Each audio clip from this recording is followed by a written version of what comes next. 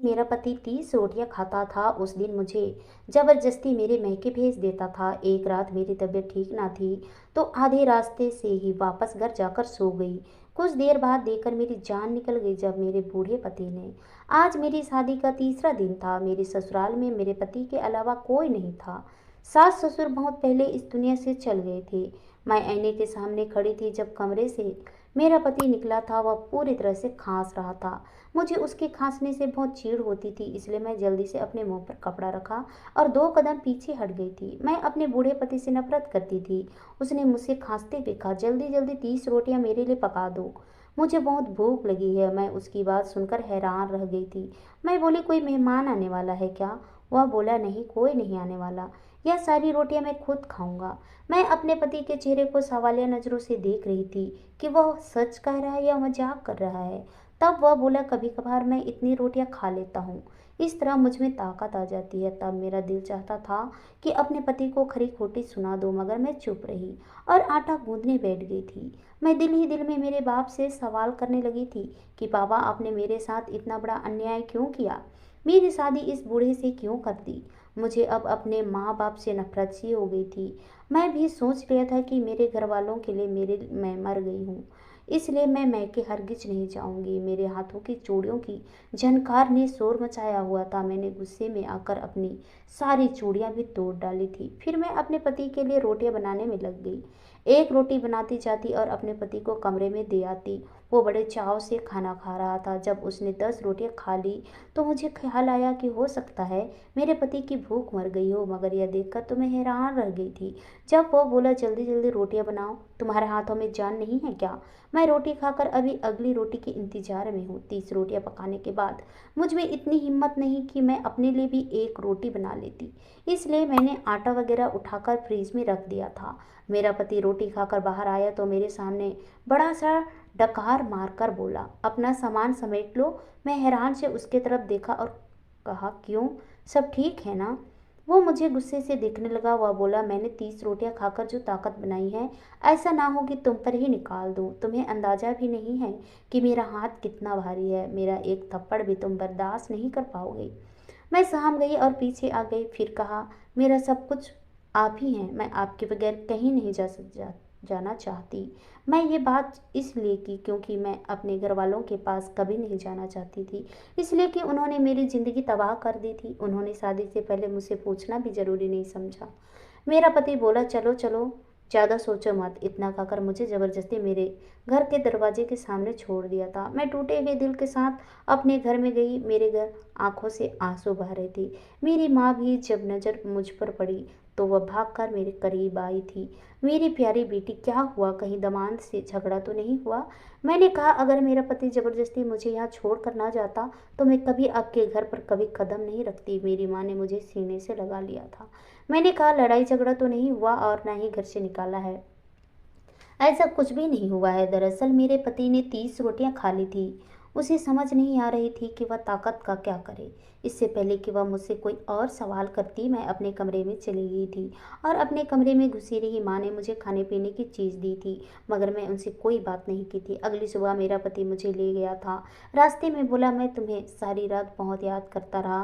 किसी ने सच कहा है कि इस उम्र में जवान लड़की से शादी नहीं करनी चाहिए।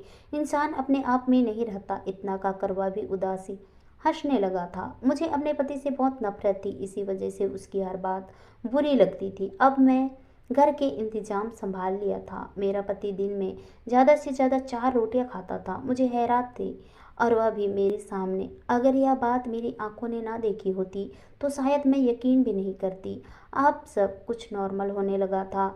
जब मंगल के दिन मेरा पति मुझसे बोला, आज मेरे लिए 30 रोटियां बना देना, सवाल करने का कोई फायदा नहीं था, क्योंकि मैंने पहले भी एक बार अपने पति को 30 रोटियां खाते हुए देखा था।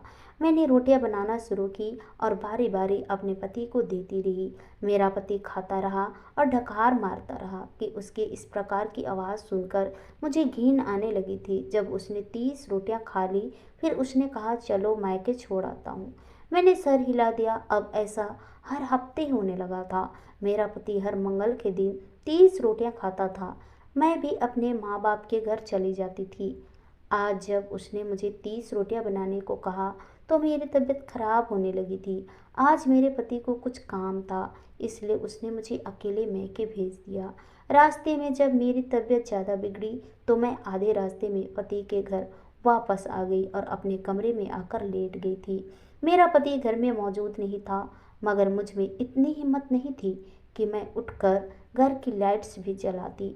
मैं अभी लेटी हुई थी, मुझे खटपट की आवाज़ सुनाई देने लगी थी।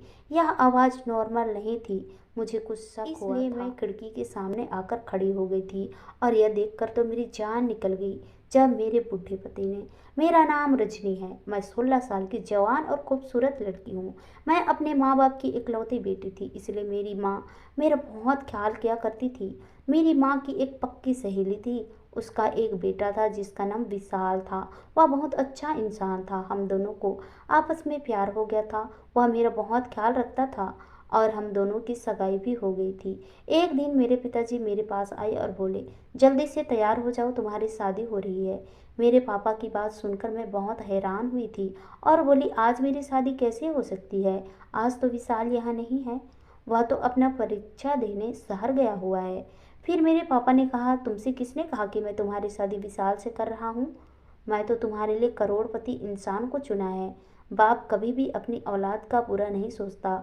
मैं तो बहुत अमीर लड़के से तुम्हारी शादी करवाना चाहता था, या तो तुम्हारी पागल माँ ने विशाल के नाम की अंगूठी मुझसे पूछे बगैर तुम्हारे हाथ में पहनवाई थी। फिर मैंने बाप से साफ साफ कह दिया कि मुझे आपका ये करोड़पति बिल्कुल भी पसंद नहीं है। मैं किसी करोड़पति या अरबपति इंसान से भी शादी नहीं करूंगी। मैं उठकर अपने कमरे में आ गई थी और विशाल की कामयाबी के लिए दुआ करने लगी थी, क्योंकि मेरी सारी खुशियाँ विशाल से जुड़ी थी। थोड़ी देर बाद मेरी माँ मेरे पास आ गई थी। उनकी आंखों में आंसू बह रहे थे। उन्होंने मेरे सामने हाथ जोड़ दिए थे। वह कहने लगी कि मेरी बच्ची, मैं आज तक तुमसे कुछ नहीं मांगा, आज तुम्हारे सामने हाथ जोड़कर मांग रही हूँ कि तुम अपने बाप की बात मान लो। मैं बोली, आप अपने होश में तो हो ना? माँ रोने लगी थी। मेरे आगे पीछे कोई नहीं है, इसी वजह से तो आज तक मैं तेरे बाप के साथ रह रही हूँ। उसने मुझे तलाक की धमकी दी है। माँ की वजह से मैं मजबूर हो चुकी थी। मेरे बाप ने एक पंडित को बुलवाया, उसके साथ एक 60-65 साल का बुढ़ा भी था। मेरे बाप ने उसके साथ मेरी शादी करवा दी। मैं हक्का बक्का रह गई। मुझे तो इस बात पर भी यकीन नहीं आ रहा था कि किस्मत मेरे साथ ऐसा भी कर सकती है। मेरी आंखों से आंसू बह रहे थे। उसने मुझे अपने घर ले आया। मेरे पति में तमीज़ नाम की कोई चीज़ नहीं थी, क्योंकि उसकी एक हरकत ने मुझे तंग करती थी। खाना खाने से पहले वह आज तक हाथ नहीं धोता था, फिर ज़बरदस्ती रोटियां तोड़ तोड़ कर मेरे मुंह में डालता था। खाना खाते हुए डकार मारता रहता था और मैं यह सब चीज़ गुजारा करने लगी थी, क्योंकि मेरे पास दोबारा कोई ऑप्शन नहीं था। फिर मेरा पति मंगल के दिन मुझे मेरे मैके छोड़ आता था। तब मुझे एहसास हुआ कि मेरे घर के हालात तो बहुत ज़्यादा बदल गए थे। पापा हर वक्त नशे में धुत रहते थे। माँ कहने लगी, यह सब तेरी कीमत से आता है। घर में कितना भी राशन पड़ा है या तुझे बेचकर तेरे बाप ने खरीदा है।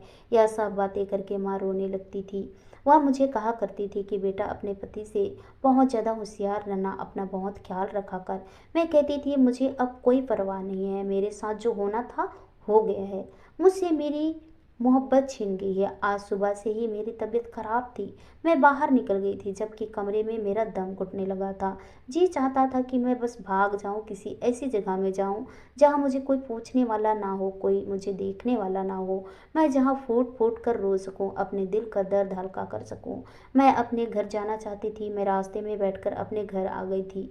मेरा पति घर में मौजूद नहीं था। मैं अपने कमरे में जाकर लेट गई थी। मैं रोती जा रही थी जब मुझे एहसास हुआ कि मेरा पति घर वापस आ गया है। मुझे उसकी आवाज़ आई। मैं खिड़की से देखा तो मेरा पति एक कमरे में कुर्सियाँ उठा उठा कर लगा रहा था। थोड़ी देर के बाद ही हमारे घर में कुछ लोग आए। उनका पहनावा ऐसे लग रहा था वो लोग बहुत अमीर होंगे।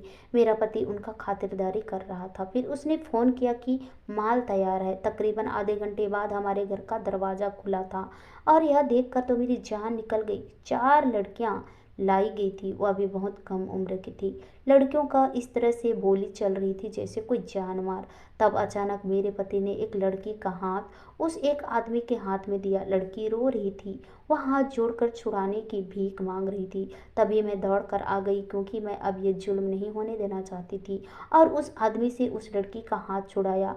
मेरी तरफ देखकर मेरा पति बहुत घबरा गया था। वो जल्दी से मेरी तरफ भागा था, मेरा हाथ पकड़कर मुझे कमरे की ओर जाने को कहा था। वह बोला, तुम्हारा यहाँ कोई काम नहीं है, तुम जाओ। मैं बोली, मैं आज नहीं जाऊंगी। इतने में उस आदमी ने उस लड़की का हाथ छोड़ दिया और मेरा हाथ पकड़ लिया। वह बोला, तुम अच्छे आदमी हो यार, तुमने यह हीरा छुपा कर रखा हुआ है अपने पास, और हमारे लिए सूखी हड्डी। हमें ये सारी लड़कियां लेनी ही नहीं हैं, हमें तो यही चाहिए। फिर मेरे पति ने कहा कि नहीं, मैं यह नहीं दे सकता, क्योंकि ये तो मेरी पत्नी है। वह लड़कियों को छोड़कर चले गए थे। उनके जाने के बाद मेरे पति ने ना जाने किसको फ़ोन किया था, वो लड़कियों को अपने साथ लेकर आया था। उनके जाने के बाद मेरे पति ने मुझे बहुत मारा था। तुम्हें किसने कहा था कि तुम लड़कों के सामने आ जाओ? वो लोग तो तुम्हें हासिल करके ही रहेंगे। मैं भी गुस्से से बोली, तुमने मुझे क्यों नहीं भेज दिया? तब मेरा पति मुस्कुराकर बोला, इतना घाटे का सौदा तो मैं नहीं किया हुआ हूँ। 10 लाख में तो मैं तुम्हारे बाप से खरीदा है, आगे भी 10 लाख में दे दूंगा। तो तुम्हें मैं बेवकूफ़ बनाकर 30 रोटी का बहाना करके तुम्हें मैके भेजता था, और उसी दिन मैं लड़कियों का सौदा करता था। उस दिन मेरे ग्राहक आया करते थे, तब तुम मुझे रोटी देती थी, तब मैं आधी रोटी चारपाई के नीचे छुपा दिया करता था। बाद में वह रोटी कौवों को डाल देता था। मैं तुम्हें वहाँ इसलिए भेज देता था ताकि तुम्हें ये बात पता न चले। मैं अच्छी रकम ठुकरा नहीं सकता था। अब मेरे सामने मेरे पति का जुर्म खुलकर आ गए थे। सुबह जैसे ही मेरा पति का घर से बाहर निकले, मैं भी घर से बाहर निकल आई थी। मैं जल्दी से रिक्शा करवाया और वहां से भाग गई, और मैं सीधे पुलिस थाना गई और मेरे पति और उनके साथियों को पकड़वाया था। अब वो सब जेल में सजा काट रहे हैं। मैं जिस लड़के से प्यार करती थी, वो अब भी मुझसे उतना ही प्यार करता था। उसने मुझे फिर से अपना लिया, और मैं बूढ़े से तलाक लेकर विशाल से शादी कर ली। यह दिन मेरी जिंदगी का सबसे खूबसूरत दिन था, और यह सब ऊपर वाले की मेहरबानी से हुआ था, वरना मैं तो बहुत गहरी खाई में गिर गई थी। मुझे अब समझ में आ गया कि कभी भी मायूस नहीं होना चाहिए। ऊपर वाला अपने भक्तों की रक्षा जरूर करते हैं। आशा करती हूँ दोस्तों, आप लोगों को ये कहानी पसंद आई होगी।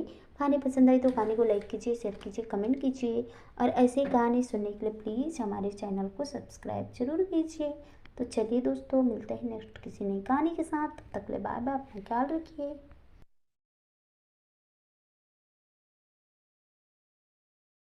The new beauty shopping experience. Tira. For